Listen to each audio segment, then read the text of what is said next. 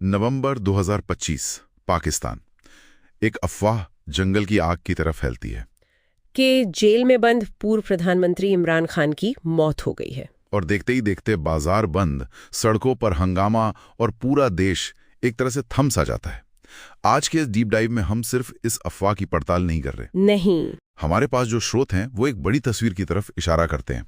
ये अफवाह शायद एक पर्दा थी जिसकी आड़ में पाकिस्तान का पूरा कानूनी ढांचा ही बदल दिया गया। तो हमारा मिशन ये समझना है कि ये तीन कड़ियां, अफवाह, हिंसा और वो संविधान संशोधन, ये आपस में कैसे जुड़ी हैं। तो 26 नवंबर 2025 को ये सब शुरू कहाँ से हुआ? मतलब पहली चिंगारी कहाँ से लगी? स्रोत बताते हैं कि इसकी शुरुआत अफगानिस्तान टाइम्स की एक रिपोर्ट से हुई। अच्छा। जिसमें दावा किया गया कि खान को रहस्यमयी तरीके से मार दिया गया है। और फिर तो सोशल मीडिया पर बाढ़ आ गई होगी। बिल्कुल, पुराने videos, #where is Imran Khan जैसे हैशटैग्स, सब कुछ। लेकिन यहाँ दिलचस्प बात यह है कि लोगों ने इस पर यकीन क्यों किया? हाँ, ये सिर्फ गलत सूचना का मामला नहीं था, ये एक इन्फॉर्मेशन वैक्यूम का नतीजा था। इन्फॉर्मेशन वैक्यूम मतलब? सरकार ने 1 महीने से ज्यादा से इमरान खान को किसी से मिलने ही नहीं दिया था, न परिवार न वकील। तो जब कोई खबर ही नहीं थी तो लोगों ने सबसे बुरे का डर पा लिया। सही बात है। और फिर एक ऐसी घटना हुई जिसने, क्या कहते हैं, आग में घी का काम किया।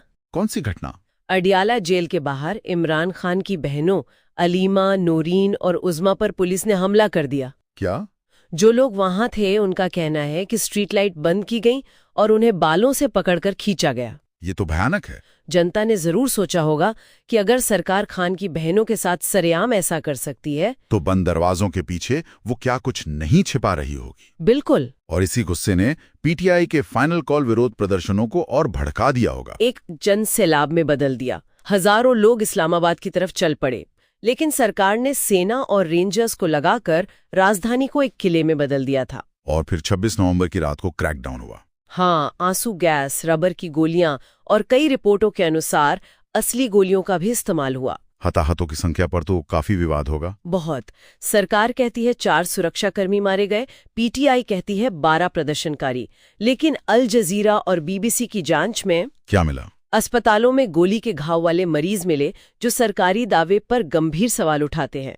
तो सड़कों पर पूरी तरह अराजकता का माहौल था। और इसी अराजकता का फायदा किसी ने उठाया है ना? बिल्कुल। क्योंकि जब सबकी नजरें इस्लामाबाद की सड़कों पर थीं, तब असली खेल तो संसद में चल रहा था।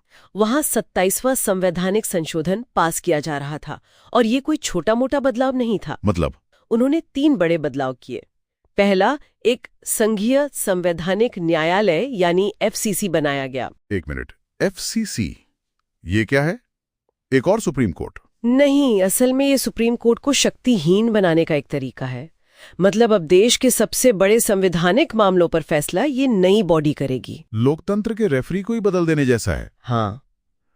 अच्छा, और दूसरा बदलाव? दूसरा, चीफ ऑफ डिफेंस फोर्सेस का एक नया बेहद ताकतवर सैन्य पद बनाया गया और जनरल असीम मुनीर को फील्ड मार्शल बना दिया गया। और तीसरा, जो सबसे बड़ा दाव था, आजीवन प्रतिरक्षा। आजीवन प्रतिरक्षा मतलब उन पर कभी कोई मुकदमा नहीं चल सकता। हाँ, राष्ट्रपति और नए फील्ड मार्शल पर किसी भी चीज के लिए नहीं।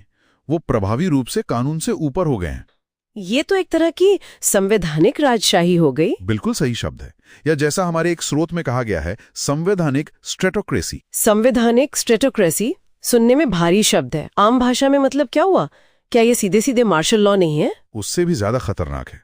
मार्शल लॉ में सेना संविधान को सस्पेंड करती है। यहाँ उन्होंने संविधान को बदलकर सेना को हमेशा के लिए सत्ता में बिठा दिया है। मतलब अब सेना का शासन गैर कानूनी नहीं बल्कि संवैधानिक बन गया है। हाँ, इसी वजह से 2 सुप्रीम कोर्ट जजों ने इसे न्यायिक स्वतंत्रता की मौत कहकर इस्तीफा दे दिया। तो अंत में इमरान खान की मौत की अफवाह झूठी निकली। हाँ, उनकी पार्टी ने उनसे मिलकर इसकी पुष्टि की। लेकिन इस अफवाह ने एक बहुत बड़े खेल से पर्दा उठा दिया। असली कहानी अफवाह थी ही नहीं।